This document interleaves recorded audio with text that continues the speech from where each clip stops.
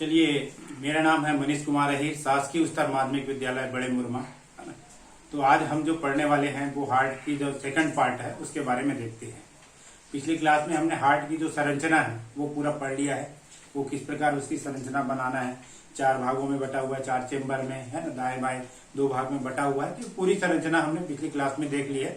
आज चलिए आगे देखते हैं, तो रक्त प्रवाह चक्र को देखते हैं। चलिए आइए, सबसे पहले हम देखते हैं रक्त प्रवाह चक्र, है ना। तो हमारे शरीर में देखते हैं, शरीर के विभिन्न भागों में जो अशुद्ध रक्त है, उस अशुद्ध रक्त को सबसे पहले कहाँ डाला जाता है? दाएं आलिंद में।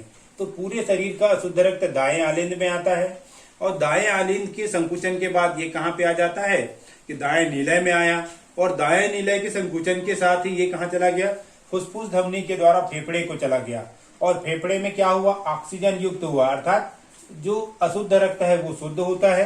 कार्बन डाइऑक्साइड और ऑक्सीजन का आदान प्रदान फेफड़े में होता है, और फेफड़े से रक्त शुद्ध होकर के जो फुसफुसी शिरा है, उस फुसफुसी शिरा के द्वारा फिर बाएं आलिंद में आया, और बाएं आलिंद से रक्त कहाँ पे आ जाता है? बाएं निलय में, और बाएं निलय से फिर महाधमनी के द्वारा शरीर के विभिन्न भागों में रक्त वितरित कर दिया जाता है ना। तो यहाँ पर 2 अपवाद आप देखेंगे। हम ये कहते हैं कि धमनी में शुद्ध रक्त बहता है, लेकिन जो ये फुसफुस धमनी है इसमें अशुद्ध रक्त है। इसी प्रकार सिराओं में अशुद्ध रक्त बहता है, लेकिन ये जो फुसफुस सिरा है इसमें शुद्ध रक्त बहता है। तो इस प्रकार रक्त का जो चक्र है वो चलते रहता है। चलिए आइए, दूसरा प्रश्न है, एक परीक्षा में आता है कि दोहरा परिसंचरण तंत्र किसे कहते हैं, कि यह दोहरा परिसंचरण क्या है। तो हम देखते हैं, यहाँ पर ये हृदय है, हृदय का चित्र बना हुआ है ना। यहाँ पर देखेंगे, जैसे कि हम बता रहे हैं, पूरे शरीर से जो अशुद्ध रक्त है वो एकत्रित होकर के सबसे पहले कहाँ आया? दाएं आलिंद में आया, और दाएं आलिंद के संकुचन से कहाँ आया? दाएं नीलय में, और दाएं नीलय से फिर ये कहाँ चले जाता है? शुद्ध होने के लिए फेफड़े में चला जाता है, फुसफुस धमनी के द्वारा फेफड़े में चला गया, और फेफड़े में रक्त शुद्ध होता है, और शुद्ध होकर के फिर बाएं आलिंद में आया, बाएं आलिंद से बाएं नीलय में आया, और बाएं नीलय से फिर शरीर के विभिन्न भागों में वितरित करने चला गया। अब इस चित्र में देखेंगे तो इस भाग को हमने नीले कलर से बनाने का प्रयास किया है, और इस भाग को लाल कलर से। तो यहाँ पर अशुद्ध रक्त है और यहाँ पर शुद्ध रक्त है। दोहरा परिसंचरण तंत्र इसलिए कहते हैं कि रक्त 2 बार, एक बार अशुद्ध रक्त और दूसरी बार शुद्ध रक्त हृदय से 2 बार होकर के गुजरता है, इसलिए इसको क्या कहा गया है? दोहरा परिसंचरण तंत्र। तो परीक्षा के लिए महत्वपूर्ण प्रश्न है ना। रक्त क्या कह रहे हैं हम? रक्त, ये हृदय से रक्त 2 बार होकर के गुजरता है ना। इसको फुसफुसी शिरा और फुसफुसी धमनी को हमने दर्शाया है, इसको भी आप स्पष्ट देख सकते हैं, ठीक है। तो ये परीक्षा में एक प्रश्न है। उसके बाद चलिए देखते हैं, अगला जो है परीक्षा में आता है धमनी और शिरा में अंतर। तो धमनी में हमेशा क्या रहता है? ऑक्सीजन युक्त शुद्ध रक्त बहता है। शिराओं में ऑक्सीजन विहीन अशुद्ध रक्त बहता है। परिवहन की बात करें तो धमनी विभिन्न अंगों तक लेके जाती है शुद्ध रक्त को, और शिराएं वापस लेके आती है विभिन्न अंगों से शरीर में। दाब की बात करें तो धमनी में जो रक्त का प्रवाह दाब अधिक होगा, लेकिन शिराओं में दाब की बात करें तो इसका प्रवाह दाब क्या होगा? कम होगा। इसी प्रकार यदि भित्ति की बात करें तो धमनी की जो भित्ति होती है मोटी होती है, लचीली होती है और सक्रिय होती है।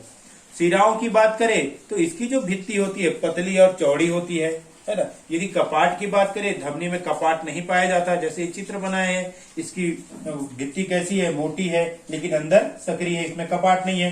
दूसरी तरफ शिराओं का देखेंगे तो इसकी जो बाहर की भित्ति है वो पतली होती है, लेकिन अंदर कैसी होती है? चौड़ी होती है, और इसमें कपाट पाए जाते हैं। तो अक्सर परीक्षा में एक प्रश्न आता है, धमनी की दीवार पिचकती क्यों नहीं है? तो धमनी की दीवार इसलिए नहीं पिचकती है क्योंकि ये मोटी होती है, लचीली होती है और सक्रिय होती है, जबकि इसकी दीवार क्या है? बाहर जो आवरण है वो कैसा होता है? पतला होता है, लेकिन अंदर चौड़ा होता है, तो ये कभी कभी पिचक जाता है। और इस पाठ से संबंधित और कुछ महत्वपूर्ण बिंदु है। Pacemaker, sino auricular node. तो ये प्राकृतिक पेसमेकर है, हमारे हृदय में पाया जाता है साइनो ऑरिकुलर नोड। यही से जो धड़कन है ना, संकुचन और शीतलन जो है प्रारंभ होता है। परिसंचरण तंत्र 2 प्रकार का होता है, एक तो बंद परिसंचरण तंत्र और खुला परिसंचरण तंत्र। तो चूंकि मनुष्य में जो परिसंचरण तंत्र पाया जाता है वो बंद परिसंचरण तंत्र है। क्यों बंद परिसंचरण तंत्र है? क्योंकि जो रक्त है स्पष्ट बंद नलिकाओं में, धमनी और शिराओं में बहता है, तो ये बंद परिसंचरण तंत्र है। धड़कन जो एक संकुचन और शिथिलन है, उन दोनों को मिलाकर हम क्या कहते हैं, हृदय का धड़कन, है ना। आप लोग बार बार सुने होंगे कि आप देखते हैं कि मनुष्य का हृदय 1 मिनट में कितनी बार धड़कता है, 72 बार धड़कता है। तो ये धड़कन है। इसको नापते किससे हैं, इसको हम किससे नापते हैं, स्टेथोस्कोप से नापते हैं, है ना। फिर देखते हैं हृदय में जो रक्त का प्रवाह समांतर क्रम और श्रेणी क्रम दोनों में होता है। हमारी बुक में ऐसा दिया हुआ है ना। तो सामान्यतः समांतर क्रम में होता है, अर्थात सभी अंगों को रक्त एक साथ पहुंचता है, लेकिन कहीं कहीं पर श्रेणी क्रम में भी होता है।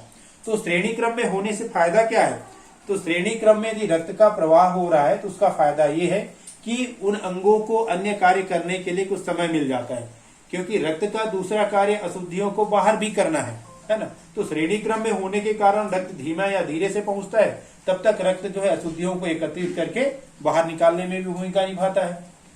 फिर एक शब्द है ईसीजी, तो इसका पूरा नाम है इलेक्ट्रोकार्डियोग्राफ। तो ये क्या करता है, हृदय का जो ग्राफ है ना, आप अक्सर टीवी में देखे हो इस प्रकार दिखाता है, फिल्म वगैरह देखेंगे तो ये जो है इलेक्ट्रोकार्डियोग्राफ है, उसके तरंग दैर्ध्य को नापता है और बतलाता है कि हमारी हृदय की धड़कन सही है या नहीं।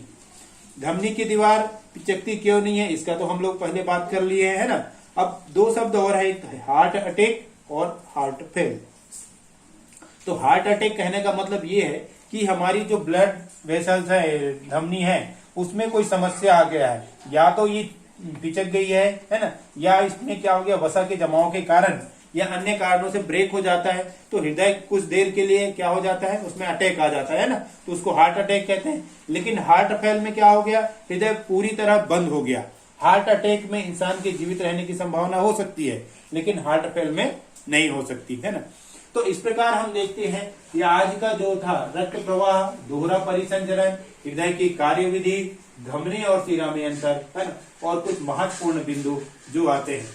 यदि आपको मेरा वीडियो अच्छा लगता है तो इसको आप शेयर कीजिए और सब्सक्राइब कीजिए, ताकि अगला वीडियो आपको प्राप्त हो सके। धन्यवाद।